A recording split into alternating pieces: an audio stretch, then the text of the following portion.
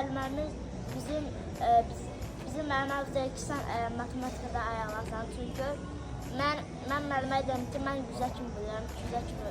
Siz mənə 1000-ə kimi deyin, istəyirsiniz olmayan kimi deyin, mən hər şeyi bilərəm. Birinci sinif şagirdi 100'ə qədər. Təbii, o 100'ə qədər yox, ümumiyyətlə dediyi kimi həqiqətən 10.000 dairəsində toplasın, çıxsın, yəni o ola bilir, yəni həqiqətən də bilir. Mustafa bizim Azərbaycanın fəxridir. Amma mənə çox azad gəldi. Çünki mən Gələcəkdə Slovakiyanın prezidenti olacaq da Mustafa, yəni Slovak mənə çox vətəndaşı azad olacaq. gəldi. Anası deputat, oğlu da prezident. Mən bura təzə Bu yarandım. dostum, onda Sabirə bir sual vereyim. Və nəzərə onu qeyd edim ki, Mustafa birinci sinif şagirdidir. Sözsüz ki, bu rəqəmlər bilməyə bilər, yəni.